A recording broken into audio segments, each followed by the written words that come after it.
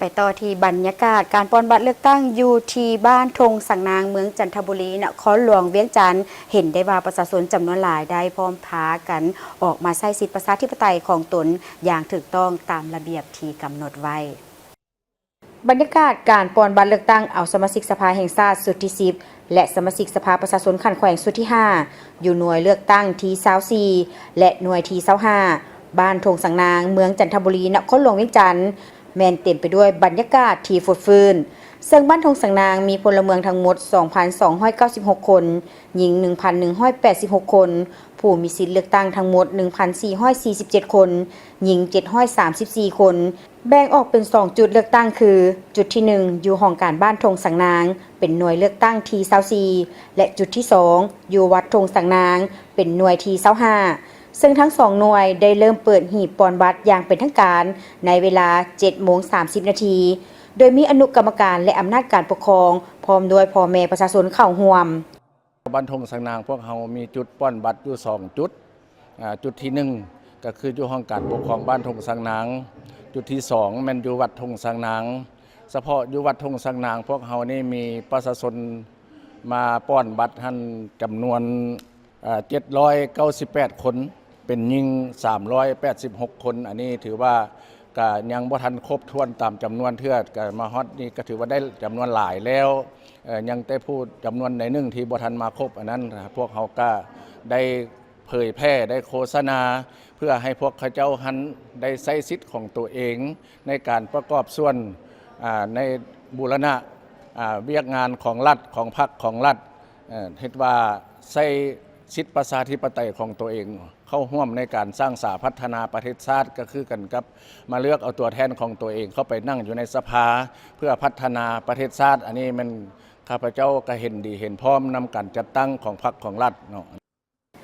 บรรยากาศผู้มีสิทธิ์ปอนบัตรเลือกตั้งอยู่ที่บ้านธงสังนางเห็นได้ว่าประชาชนผู้มีสิทธิ์ปอนบัตรเลือกตั้งแม้นได้พากันมาใช้สิทธิประชาธิปไตยเพื่อเลือกเอาผู้แทนที่ดี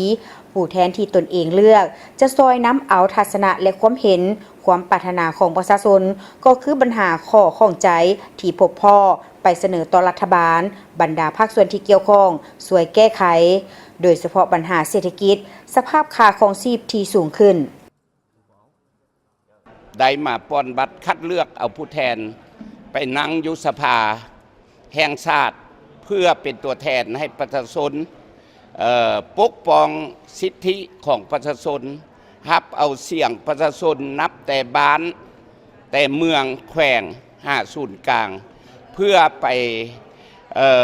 ประชุมกันค้นคว้าความถูกต้องเป็นความที่พึงปรารถนาให้ประชาชนได้พึงได้อาศัยภาครัฐอันแท้จริงและฉะนั้นข้าพเจ้าเชื่อมั่นว่าภาครัฐอยู่ในแผนอยู่ในรูปในกระดานหันแม้นแต่ผู้เชี่ยวชาญประสบการณ์สายเลือดมาจากบรรพบุรุษการนำทางนั้นและก็มีการศึกษามีบทเรียนประสบการณ์ดีใจที่สุดเมื่อนี้ได้มาเลือกผู้แทนอยากได้คนดีที่สุดที่มาปกปักรักษาประชาชนลาวให้เจริญรุ่งเรืองต่อไปตื่นเต้นอยู่เพราะว่าเป็นครั้งทำอีทเนาะที่เราได้มาเลือกตั้งแล้วก็เลือกผู้ใดก็ขอให้เพิ่นแบบมาช่วยพัฒนาบ้านเมืองเฮาให้ดีขึ้นเติมว่าเฮาต้องออกมาใช้เสียงเนาะบ่ว่าจะเป็นรุ่นใหม่หรือว่ารุ่นเก่ากระจางก็ต้องได้ออกมาใช้เสียงของตัวเองทุกคนสามารถเลือกได้เด้อมื้อนี้ก็รู้สึกว่าดีใจหลายที่ว่าได้มาเลือกตั้งครั้งที่10เนาะเพื่อจะได้เลือกเอาตัวแทนของประชาชนผู้ที่ว่าดีเนาะเข้าไปเฮ็ดหน้าที่ต่อสภาเฮาเพื่อนำเสนอแก้ไขปัญหาที่ว่าเกิดขึ้นต่อประเทศเฮาเนาะเพื่อมาพัฒนาประเทศชาติให้เจริญรุ่งเรืองบรรดาผู้มีสิทธิเลือกตั้งได้มาใช้สิทธิประชาธิปไตยของตนตั้งแต่เช้าเพื่อเลือกเอาผู้แทนที่จะเป็นปากกระบอกเสียงตัวแทนของตนไปนั่งในสภาเพื่อนำเอาความคิดความเห็นความปรารถนาของประชาชนก็